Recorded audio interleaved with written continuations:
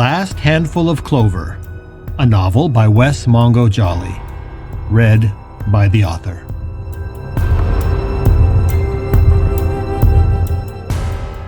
Book 3, The Stone in the Stream.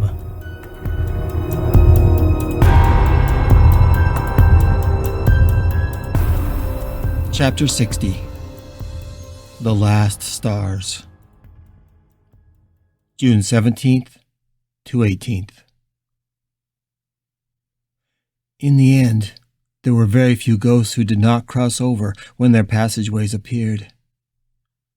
When Richard peered into the yellow haze of the hereafter, he saw that only a handful of stars remained. And with the corrupting presence of the wanderer now gone, all the stars were now turquoise. The end of the world, as they knew it, was a great equalizer in the land of the dead. And now all souls, blessed or damned, longed for the same peace. Even though Richard was able to locate the lost and lonely ghosts that remained, it was Billy that led them from one to another. It was Billy who felt driven to help those who remained to find their way. And Richard was in awe of the boy's compassion. Their first stop was the abandoned baby that had so disturbed Richard when Billy showed it to him on the floor of the hospital. The crying child was still there, and still in the same room as its passageway. Billy and Richard found that, together, they could now pick up the wailing child. The demise of the wanderer had granted all ghosts the third gift. Gently and carefully, the two ghosts bent down and picked up the child, which instantly quieted as they drew near to the shimmering pool in the otherwise empty hospital room.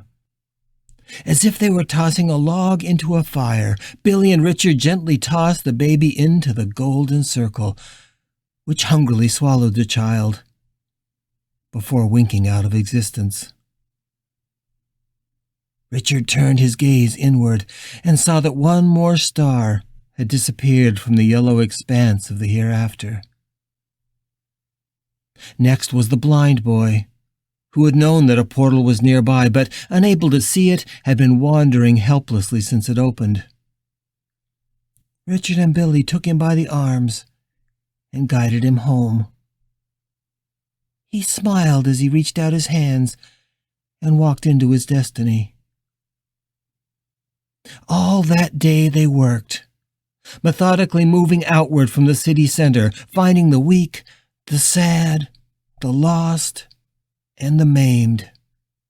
Any who, for one reason or another, could not cross over on their own. The work was holy to Billy, and despite Richard's despair, it soon felt sacred to him as well. Each time they helped another soul on its way, Richard would close his eyes and watch as another star winked out in the yellow firmament of the hereafter. Slowly, through almost 2 days of this sacred work, Richard felt his soul healing. It was not as if hope was returning. He still felt lost and forlorn, helpless in the face of the vast, unfeeling cruelty of the universe. But a small seed of acceptance had found its way into his soul, and it gave him the strength he needed to continue their work. Billy, too, gave him strength. The boy's focus and commitment made Richard feel ashamed of his own weakness. Billy was suffused with a holiness that Richard could only observe and strive to be worthy of it. Billy shone with a spiritual awareness that he knew would be forever beyond his grasp. My soul is too wounded and too damaged to ever find my way to that kind of peace, Richard thought. Billy asked that they go to Maddie last. Her star, glowing down in Round Valley, was flickering, as if she had been toying with the portal, but not quite finding the courage to step through it. Richard knew Billy wanted to help her, but that he was also hoping that she would find her way through on her own. Perhaps it was because Billy dreaded seeing her again. Or perhaps the boy was afraid of what seeing him would do to her already fragile and broken soul. Richard did not know, and he respected Billy too much to ask. On the late afternoon of June 18th, there were only 3 stars left in the hereafter: Richard, Billy, and Maddie. And so together the 2 ghosts began the trip to Round Valley. By this time, signs of life had begun to appear throughout Salt Lake City. The survivors had mostly emerged from their bunkers, and the military was arriving en masse, convinced that the danger, whatever it had been, had finally passed. Refugee centers were still being set up, not only at the university, but throughout the city. And thousands of volunteers were banding together to house, feed, and comfort the survivors. Morgues were set up in tents around the city, and the grim task of gathering and identifying the dead had begun. Through it all, the scope of the devastation was coming into focus, and the city was realizing how close it had come to being wiped off the map. It was while they were riding on the bumper of an open-air military transport headed south that Billy and Richard overheard the conversation of the soldiers and learned that the current estimate of dead had now surpassed 300,000 and was expected to go higher. That was already a quarter of the 1.2 million people who lived in the Salt Lake metropolitan area. But for all the death, Richard knew that it could have been far, far worse. When they arrived in Round Valley, they found Maddie, alone on the hillside. The cabin that had once been their family's home had long since crumbled into fragments of wood, and even the foundations were now nothing more than vague outlines in the sagebrush and scrub oak that covered the hillside. And yet, there Maddie was, sitting in the dust at the base of her portal, inside the imaginary walls of the cabin that still surrounded her. All memories of what she had done appeared to have been purged from her mind. And to Billy's relief, that also included memories of him. All she could remember was her family, and especially Francis. "Maddie, are you ready to go home?" Billy asked, squatting beside the little girl, who was trying to pick up the stones at her feet. Stones that would not budge against her tiny fingers. "I am home," Maddie said with a smile. "I've always been home." "You silly man." "But wouldn't you like to go see your family? You know they're not here. Not anymore." "I know," Maddie said. "The bad man sent them away. The bad old cowboy with the knife." Richard looked at Billy. He remembered the story, but something in Billy's reaction didn't make sense. He thought he saw the young ghost go pale. "I saw him, you know," Maddie said. "I think he came back." "I saw him too, Princess. But he's gone now.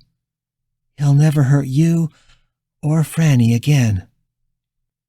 Maddie seemed to ponder that for a moment. "I'd like to see Franny," she finally said, as if whatever had been troubling her was gone. "Franny," Billy said, with tears forming in his eyes. "You called her Franny. I've never heard you call her that before." "She hates that name. I only call her that to tease her," Maddie said, with a little girl's laugh that broke Richard's heart. "Well, I think that Franny is waiting for you. Do you want to go to her?" "I do," the little girl said brightly. "And Mommy and Daddy, too." I think they're all waiting. Give me your hand. I'll show you where. Maddie jumped up instantly, with no hesitation, and took Billy's hand. Slowly, he walked her toward the passageway, which shimmered across their faces and in their eyes. Richard thought it made them look as if they had tears on their cheeks, but the expression on both their faces was almost beatific. "Promise me something, Maddie," Billy said, dropping to his knees in front of the little girl and holding her arms tightly. "Promise me that when you see Frances, you'll tell her that Billy says I'll be there soon. Can you do that for me?" "I promise," the little girl said, clearly impatient to be on her way. "Cross your heart?" "Uh-huh. And hope to die." "Can I go now? Franny's waiting for me." "Yes, you can go now, Maddie. Franny's right through there." He pointed toward the shimmering circle. "Will you hold my hand?" Now there were tears on Billy's face. "I will, Princess. All the way." And he was true to his word. He walked with her across the sand, and as she stepped into the passageway, she turned to him once more. Recognition dawned across her face, but there was now no fear of Billy in her gaze. She looked radiant and happy. "Bye-bye, Billy," Maddie said. "Goodbye, Princess," Billy replied, releasing the little girl's hand. Richard and Billy stayed and stared at the circle for a few seconds, until it snapped shut behind the little girl.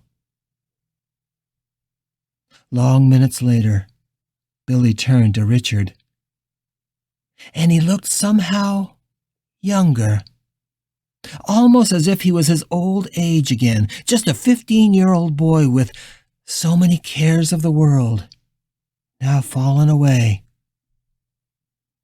"So, Richard, we're the last? Just us two?" "We are." "You're sure? Nobody else? There isn't one more star? Maybe to our south?"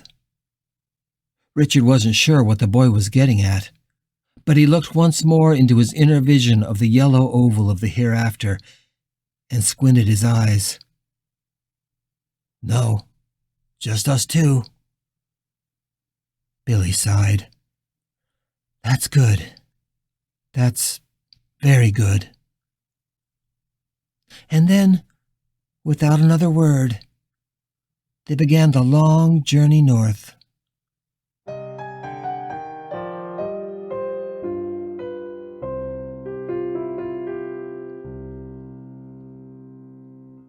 "You sounded very certain of yourself," Richard said, as they walked through the night. "Very certain of what?" Billy asked.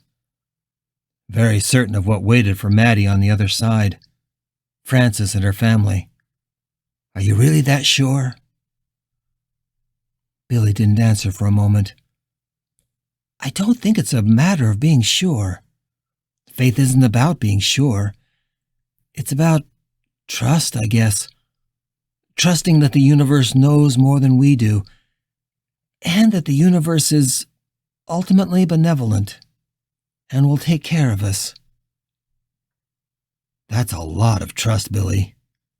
You still believe that, after all that's happened?" "It's only after trials and pain that you can believe it, and have that belief mean anything at all, that is," Billy said cryptically. Several hours later, they were nearing Billy's portal. "So what will you do, Richard, after I'm gone? You said that you wouldn't cross over. Have you changed your mind?" "No. After you're gone, I'll go to Dugway, and I'll wait for Keith. I'll see you through, but after that I'll walk west. I have until sunset to get there." "What will you do if he doesn't come back?" Billy asked. No new ghosts have arrived since we started helping the stragglers through the portals. If it was the Wanderer who was drawing them back, then Keith won't return. The stone is out of the stream." Richard spoke softly. "I realize that.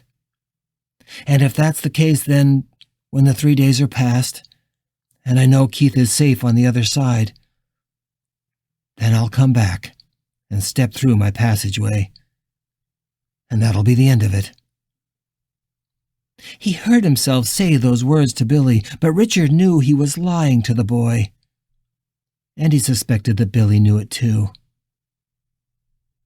"What will you do if he does return?" Billy asked. Richard was dumbfounded and unable to answer the question. Finally he said, "Protect him.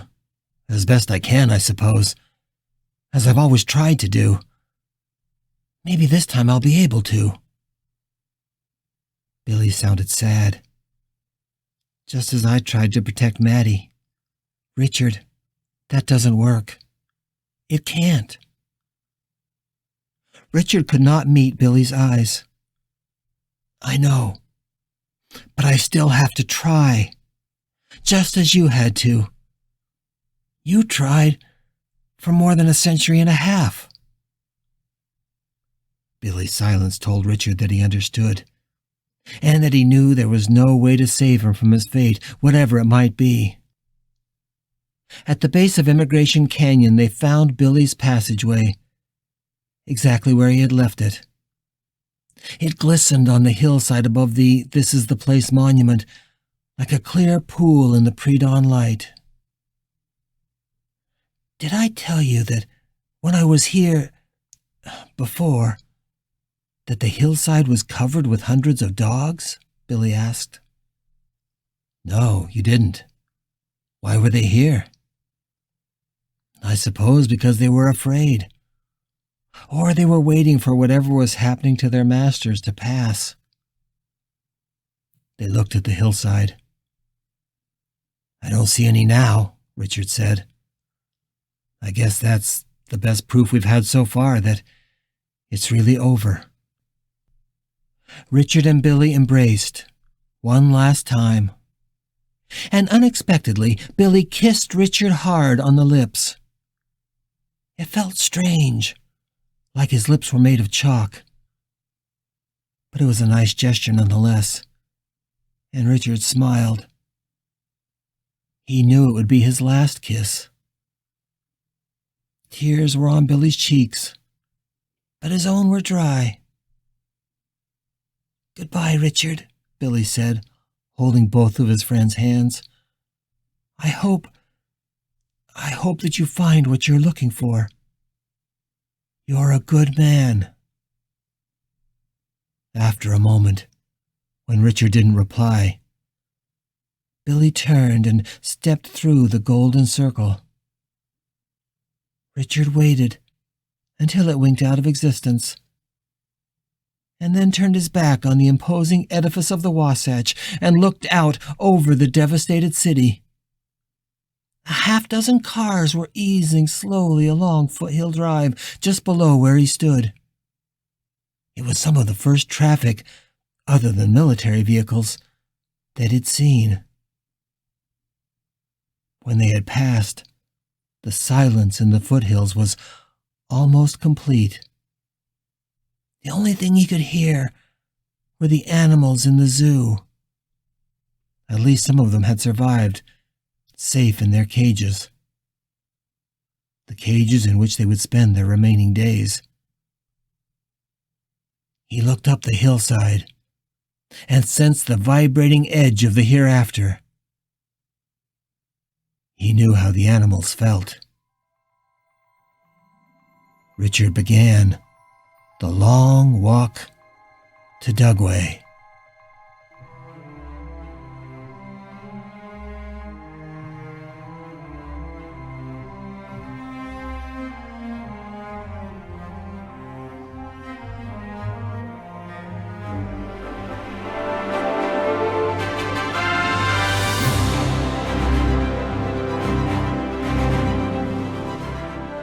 You're listening to The Last Handful of Clover, a novel by Wess Mongo Jolley. If you're enjoying this audiobook, please consider supporting the author on Patreon. That's patreon.com/Wess Mongo Jolley. And for more information, check out the author's website at wessmongojolley.com. That's WESSMONGOJOLLEY.com. Thanks for listening and stay tuned for more episodes.